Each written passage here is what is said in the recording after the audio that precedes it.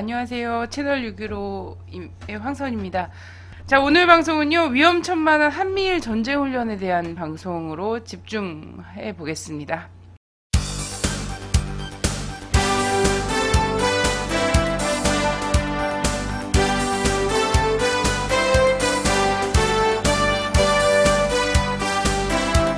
뭐 요즘이요, 6월이죠. 호국 보훈의 달이라고 하고, 그 예전부터 6월 달에 가장 많은 반공 구호가 전국적으로 이제 난무해지게 되는데요. 호국 보훈의 달의 교훈은 도대체 뭘까? 이런 것, 진정으로 호국 보훈의 달에 추구해야 할 것은 뭘까라는 것에 대해 좀 다시금 생각해보는 자리가 됐으면 좋겠어요. 근데 6월 달에 늘 한반도 정세는 6월 달에 가장 안 좋아집니다. 네. 이 호국 보훈을 빌미로 해서 긴장감을 최고조로 높이거든요. 근데 올 6월 달은 또 유독 더한 것 같습니다. 자, 우선요. 전쟁 훈련들이 막 예견되고 있고 가장 높은 수준에서 특히나 일본과도 훈련을 하겠다라는 얘기들이 쭉 나오고 있는 중인데요. 일단 먼저 지난 14일 워싱턴에서 있었던 한미 외교 국방장관 회의가 있습니다. 여기서 한미 그 MD 공동운영 체제를 합의해서 논란이 되고 있는데요. 요 외교 국방장관회의 2+2라고 얘기하죠. 이게 어떤 내용이었는지 좀 보겠습니다. 아, 문경환 대표님 오셨습니다. 네, 왔습니다. 너무 오래전에 와 계셨거든요. 그래서 소개를 시켜드리지 않고 그냥 넘어갈 뻔했네요. 예, 동북아의문의 문경환 대표님께 이 모든 내용을 질문하겠습니다. 네. 네, 잘 들리시죠? 네, 그 외교 국방장관 회의라고 2+2 회의라고 하는데 이게 2차입니다. 2010년에 처음 열렸고요. 이번에 이제 2차로 열렸는데 여기서 주로 그 합의된 내용을 보면은 첫 번째가 한미일 3자 안보 협력 강조가 있고요. 두 번째가 확장 억제 정책위원회 역할을 구체화한 것. 그다음 세 번째가 한미 동맹의 역할과 범위를 범세계적으로 확장하는 것. 이렇게 세 가지로 꼽을 수가 있겠는데 첫 번째 이제 한미일 3자 안보 협력을 강화하겠다라고 하는 게 일단은 지난달에 김관진 국방장관이 한일 군사 그 협정을 맺겠다라고 해서 논란이 많이 돼서 결국 여론에 밀려서 이걸 취소를 했는데 여기서 그냥 은근슬쩍 한미일이라고 미국까지 끼워 넣어가지고 한미일 이 안보 협력을 강화하겠다라고 합의를 했습니다. 그러니까 결국 이건 뭐냐, 여론에서 이 한일 간의 군사 협정을 맺는 건 여론에 밀려서 이게 일단은 포기를 하고 뒤로 미뤄놓은 상태에서 한미일 3자로 군사 협력을 강화하면서 점차 한일 간의 군사 협력을 늘려나가겠다, 이런 이제 취지인 거죠. 그래서 지금 여기에 맞춰가지고 실제로 지금 한미일 합동 군사훈련까지 진행하고 있는 이제 그런 상황이고요.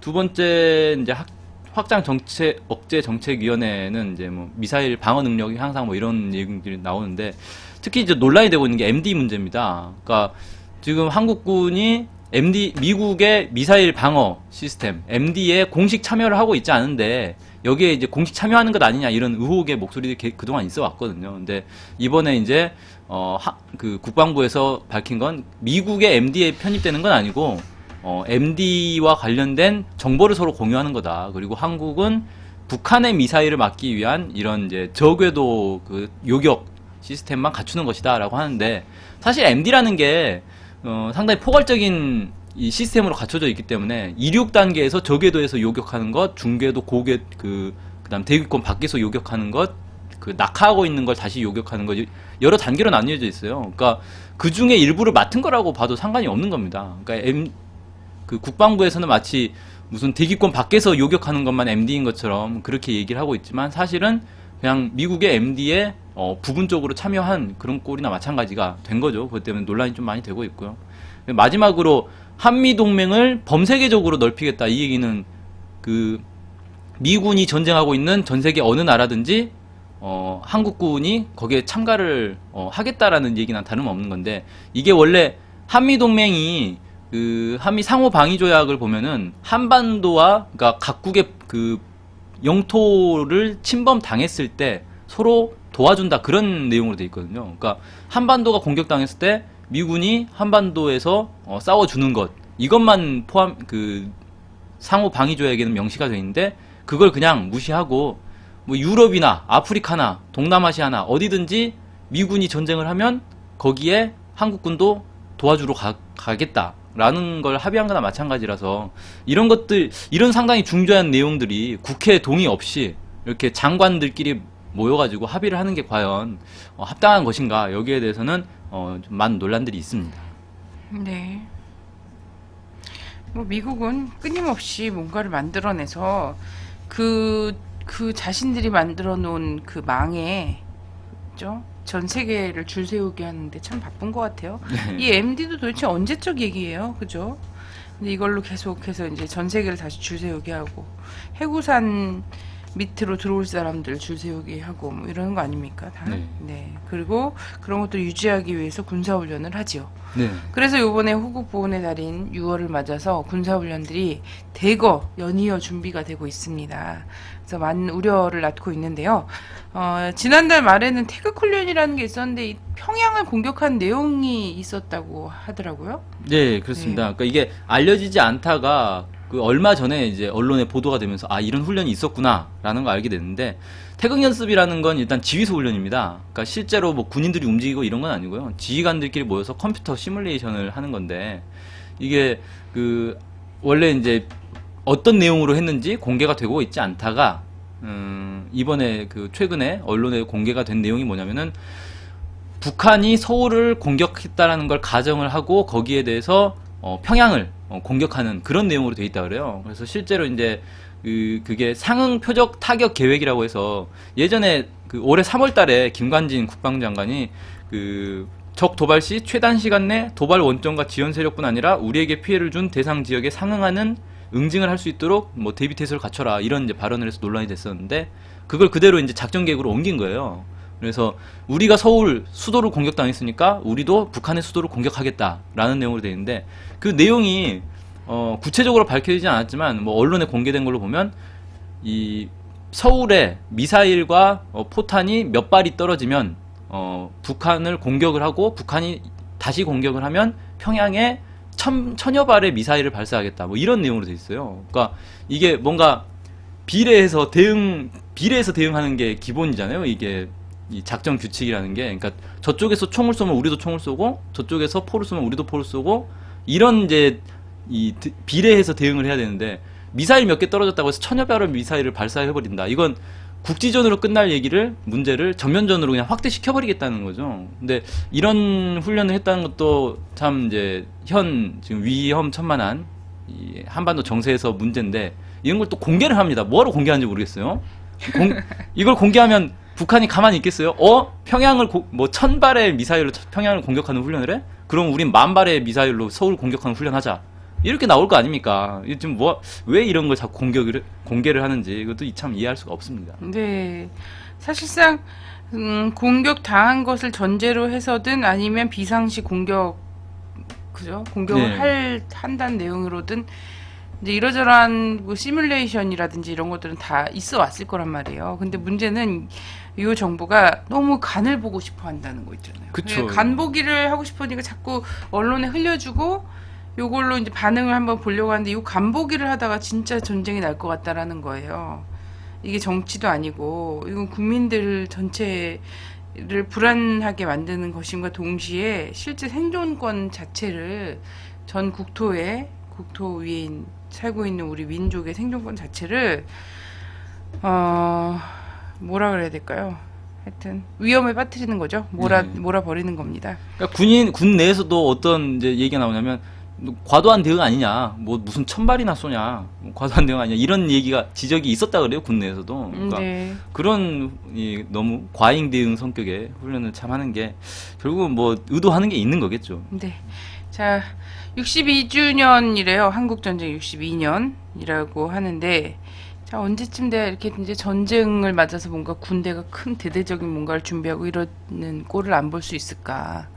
그죠? 예. 평화협정일을 기념하는, 전 국토적으로 기념하고 뭐 이런 날이 빨리 왔으면 좋겠어요. 원래 다른 네. 나라들은 원래 대부분 지구상 나라들이 전쟁의 경험은 있잖아요. 네. 근데 전쟁 끝난 날을 기념하죠. 그렇죠. 전쟁 끝난 날을 기념하는 게 기본이지. 전쟁 시작한 날을 기념하는 나라는 없거든요. 근데 이 나라는 아직 전쟁이 끝나지 않아서 그래요. 그리고 네. 전쟁 중이니까 이 전쟁에 사활을 걸고 있는 전쟁이라는 것에 기득권을 갖고 있는 사람들은 전쟁이 시작된 날을 명시적으로 정해서 그걸 기념할 수밖에 없다 이런 생각은 듭니다. 이해한다는 거죠. 이해는 합니다. 네. 자, 그래서 62주년 전쟁 62주년을 맞아서 경기도 포천에서요. 역대 최대 규모의 한미연합 통합 화력 훈련, 예, 이것을 실시한다고 해요. 오늘부터인가요?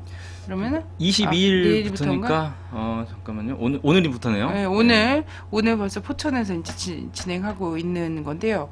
여기 어떤 훈련이죠? 통합 화력 훈련. 예, 그러니까 화력 이 폭발력을 보여주겠다는 거죠. 그래서 우리의 무기가 이렇게 많이 있고 다양하고 첨단 무기들이 있는데 얼마나 센지를 보여주겠다라고 해서 여기에는 뭐 각국 기자들, 그 각국의 뭐 무관들, 그 다음에 뭐 심지어는 국내 뭐 그냥 일반 시민들을 대상으로 이렇게 그 관람단을 모집을 했어요. 그래서 가가지고 우리 국방력을 보여주겠다라고 하면서 이제 보여주는 겁니다. 그래서 한미 연합군의 화력을 보여주는 건데 역대 최대 규모다 뭐 이렇게 얘기를 하고 있습니다. 뭐 병력은 한 2천여 병력. 그래서 항공작전사령부, 육군, 그다음 공군, 뭐 미군 부대 뭐 이렇게 해가지고 한 2천여 명 병력이 참여하고 전투기도 뭐 F-15K, KF-16, 뭐 공격 헬기, 피스아이라고 해서 공중 조기 경보 통제기, 뭐 A-10 공격기, 뭐 무슨 아무튼 알고 있는 거의 대부분의 무기들이 다 총출동하는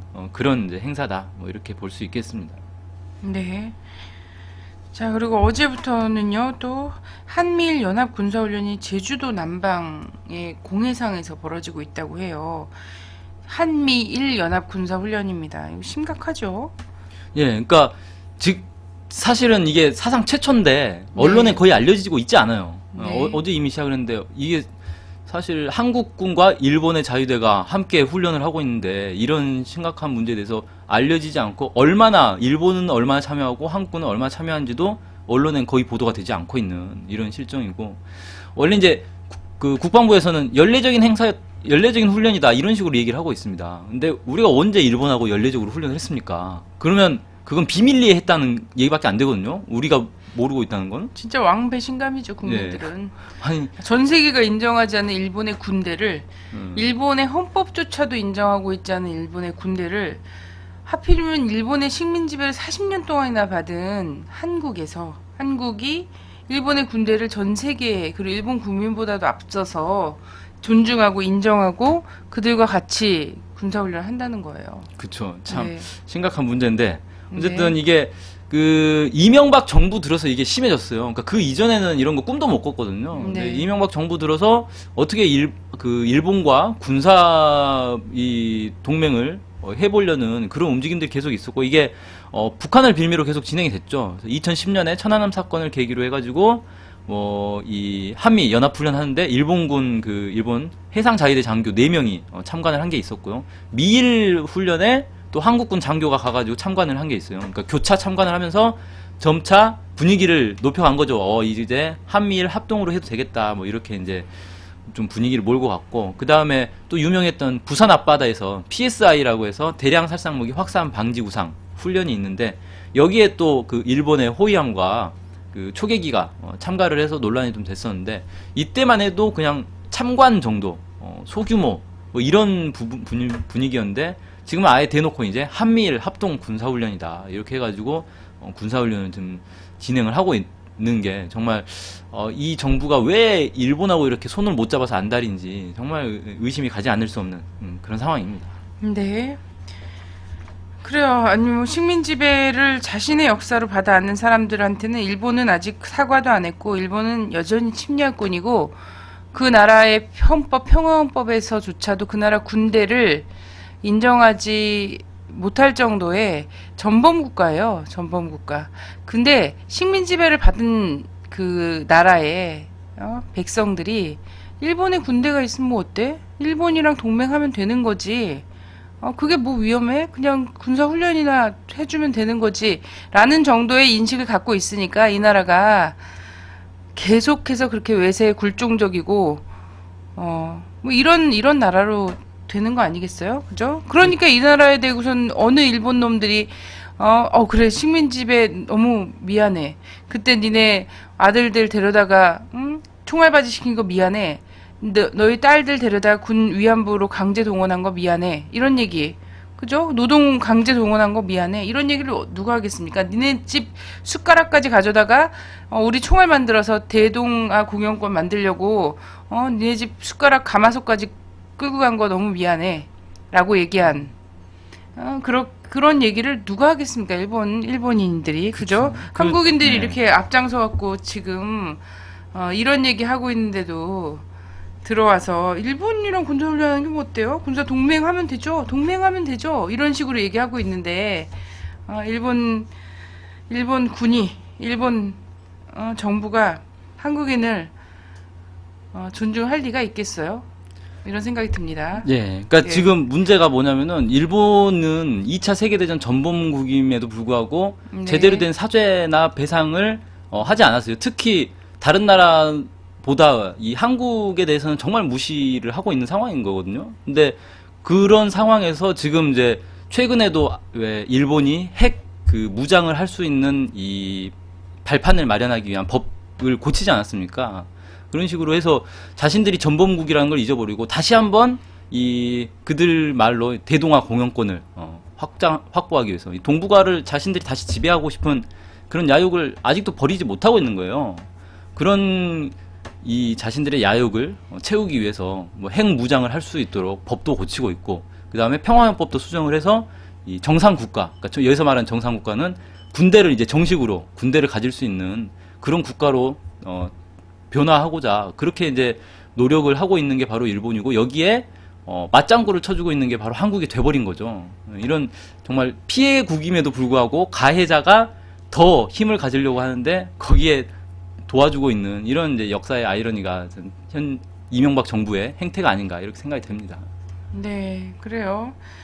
동족 간의 적대감이라는 것을 이유로 해서 그것을 키우는 것을 자기 통치 기반으로 하고 있는 정치 몰입애들 때문에 이 나라를 통째로 불법적으로 강점했던 일제에 대해서 면죄부를 자기 마음대로 주고 있는 거죠. 그래서 일본이 우리 국민들에게 했던 거라고는 박정희, 그 일본군 육사 출신의 일본군 장교였던 박정희 주머니에다가 정치자금 꽂아준 거 말고는 없거든요. 그 개인적으로 미안하다 이러면서 꽂아준 게 아니에요. 자, 이 돈 줄 테니까 네가 니네 국민들 좀 잘 알아서 좀 잘 달래줘 라고 얘기를 한 거잖아요. 그렇죠. 예. 예. 그런 정도의 일을 갖고서 우리가 사과받았다고 볼 수는 없는 거고요. 자, 일본 국민들도 자신들이 저질렀던 세계 전쟁과 관련해서 책임을 지고자 해서 평화헌법이라는 걸 만들었어요. 그래서 그 평화헌법에 의하면 일본에 있는 자위대는 그냥 일본의 치안을 위한 일종의 치안 조직이에요. 예, 국가 안보를 하는, 아니면 그 해외로 나가서 어떤 군사행위를 할 수 있는 군대 조직이 아니라는 거예요. 이렇게 일본 내 헌법에서도 제한되어 있기 때문에 일본과 훈련을 하는 것에 대해서는 완전히 불법적이고요. 국제법적으로도 불법적이고, 한국에선 더더욱 인정할 수 없는 거고요. 일본 국민들도 평화를 지향하는 일본의 진보적인 국민들은, 인정할 수가 없는 겁니다. 아직 헌법 개정이나 이런 것들이 돼 있지 못하기 때문에요.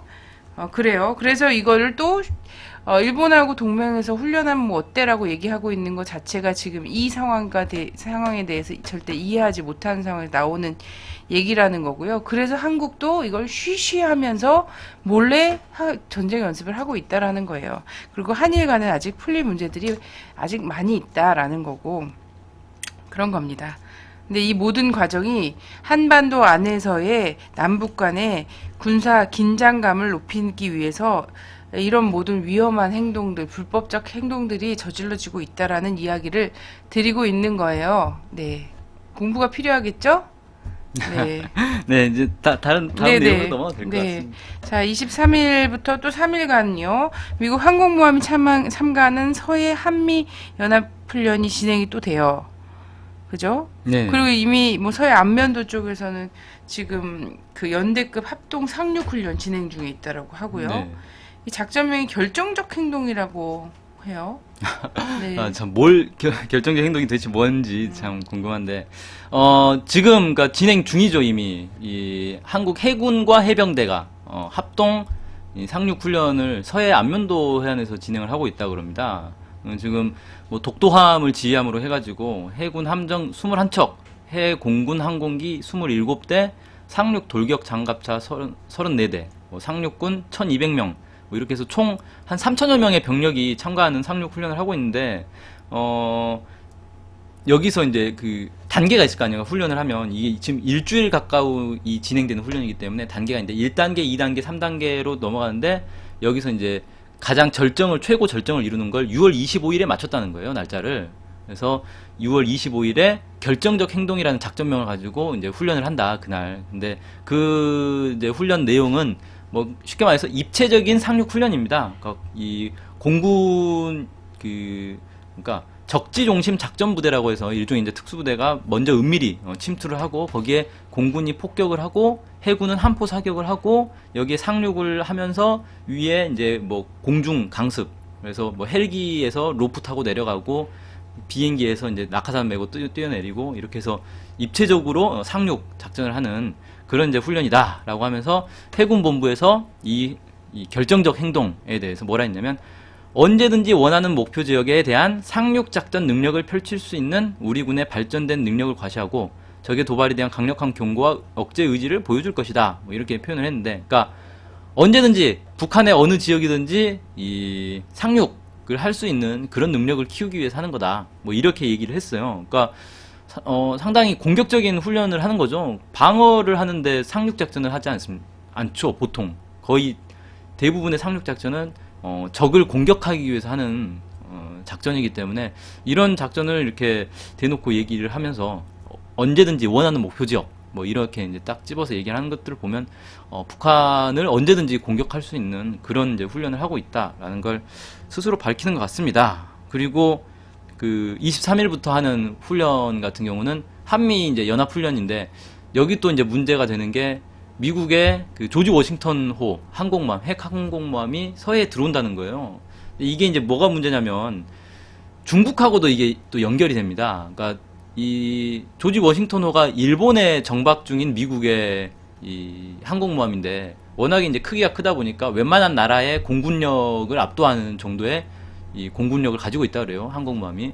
근데 이게 서해로 들어오는 거에 대해서 중국이 그렇게 이제 꺼려해서, 사실 2010년이죠? 그 천안함 사건 이후에 그 이명박 정부가 항공모함 한번 와서 위력 시위 한번 해달라고 그렇게 해서 서해로 들어오려고 그랬는데, 중국에서 이걸 견제를 하는 바람에 못 들어온 적이 있어요. 그 정도로 이제 중국이 상당히 이 경계하고 있는 그런 항공모함인데, 이번에 이제 들어온다 그럽니다. 그래서 중국에서는 또 중국 국방부가 우리도 이 대응 훈련을 하겠다 뭐 이렇게 이제 밝힐 정도로, 괜히 이제 미국과 중국 사이에 어떤 군사적 경쟁을 하는데, 거기 한국이 미국 쪽에 딱 붙어가지고 이거 뭡니까, 고래 싸움엔 새우등 터지는, 그런데 괜히 끼어드는 모양새가 돼버렸죠. 그래서 이런, 지금 보면 아까 이제 뭐 한미일 합동 훈련도 있고, 연합 그 화력 훈련도 있고, 그다음에 상륙 훈련에다가 뭐 한미 이 해군 훈련도 있고, 이렇게 하필이면 날짜도 또 다 6월 25일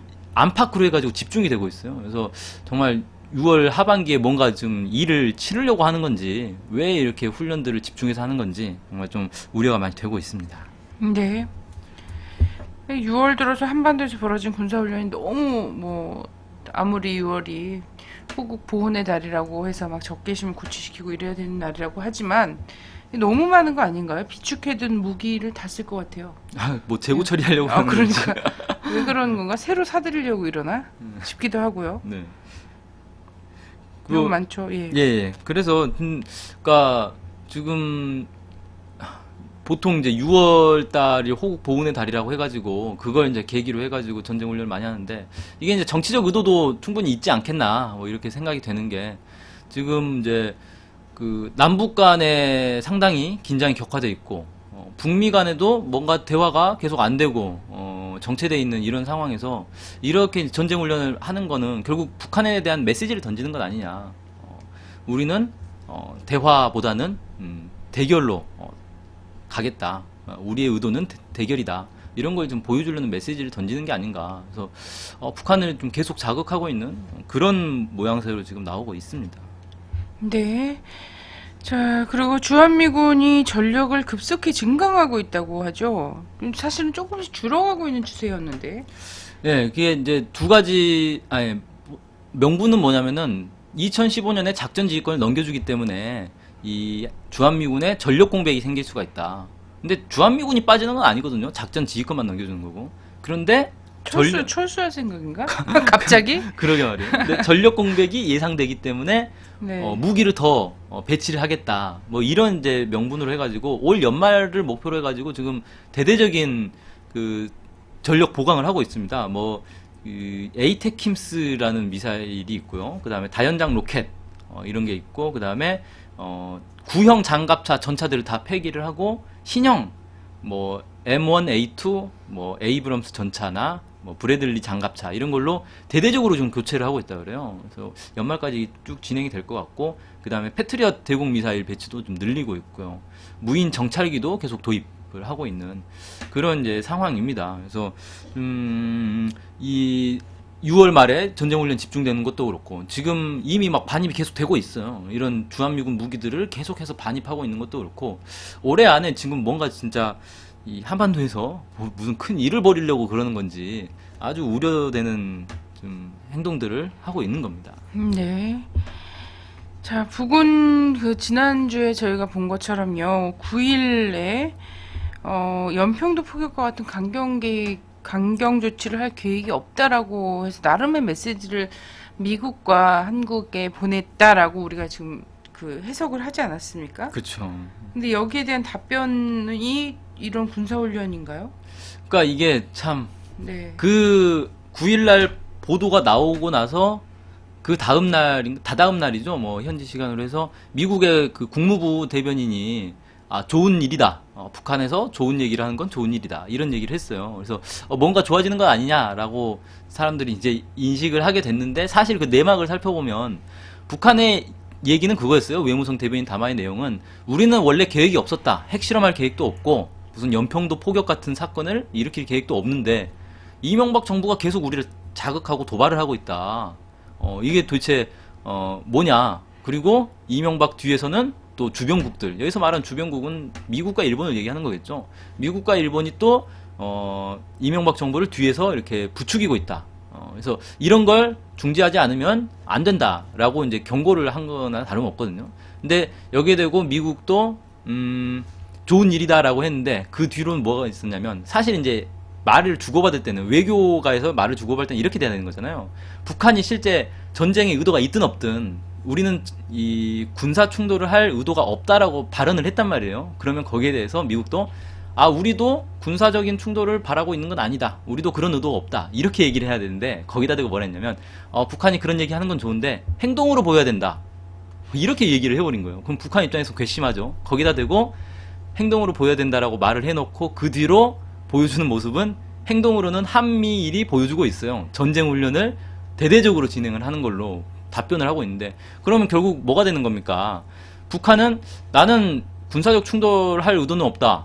근데 미국은, 이명박 정부는 어마어마한 이 군사 훈련을 막 진행을 하면서 마치 네가 의도가 있든 없든 우리는 전쟁 준비를 한다. 이렇게 보여주는 거 아닙니까? 그러면 결국 어떻게 되는 거냐? 북한이 그때 이제 외무성 대변인 담화를 통해서 밝힌 건, 우리는 의도가 없는데 왜 자꾸 우리를 자극하느냐라는 건데, 실제로 자극을 계속 해버린 거란 말이에요. 그러면 그건 뭐냐면 북한에게 거기에 대한 대응, 군사적 대응을 할 어떤 명분을 줘버리는 거나 마찬가지인 그런 이제 상황 아닌가. 그래서 좀 왜 미국과 이명박 정부가 자꾸 이 북한을 자극을 해가지고 한반도에 대화로 풀 수 있는 문제를 자꾸 정세를 긴장시키는 방향으로 가고 있는지, 이게 지금 한반도의 정세 긴장을 누가 시키고 있는지가 좀 행동으로 드러나고 있는 그런 시국이 아닌가, 6월이.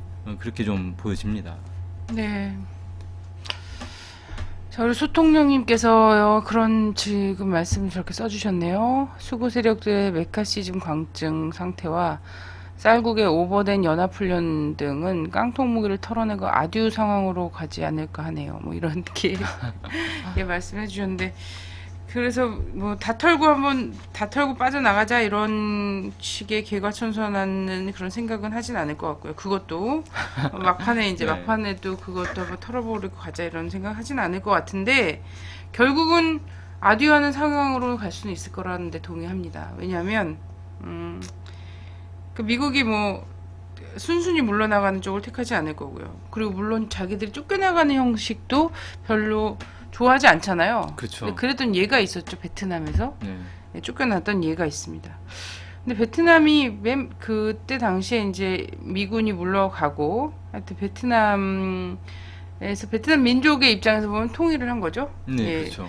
그때에 이제 남쪽 베트남에서 친미 정권이 세워졌을 때 있잖아요. 친미 정권 아래서 막 이러고 있을 때 미군이 그 나가는 찰나까지도 가장 심하게 한국으로 말하면 지금 종북 막 이런 얘기들 하잖아요. 네. 예, 남쪽 베트남 안에서 소위 말한 진보연 하는 사람들까지도 반 그 베트공 이것만큼은 네. 견제해야 한다 막 이런 얘기들을 막 하면서 소위 메카시 강풍 상태였다고 하더라고요. 그러다가 그러다가 하루아침 갑자기 미국이 미국이 철수를 철수를 해버린 거예요. 그래서 그 사람들이 다 막 보트 타고 나오고 이래갖고 보트 피플 막 이랬는데 그렇죠. 한국 국사 시간 뭐 사회 시간 좀 다르게 배우죠. 나라가 공산화되면 국민들이 이렇게 보트 타고 탈출해야 되는 운명이 된다 이렇게 얘기를 했었던 탈출하는 거죠. 사람은 사실 극소수죠. 거기는 뭐 친일파들이 일본이 망하면서 일본으로 도망가는. 일본으로 도망가는 형국이랑 비슷했던 경우예요. 이 베트남 민족의 입장에서 보면 예, 그런 상황이었다는 거죠. 네. 다시 한번 뭐 좀 약간 비교해서 볼 수 있을 것 같습니다. 자, 오늘 말씀 감사합니다. 네, 감사합니다.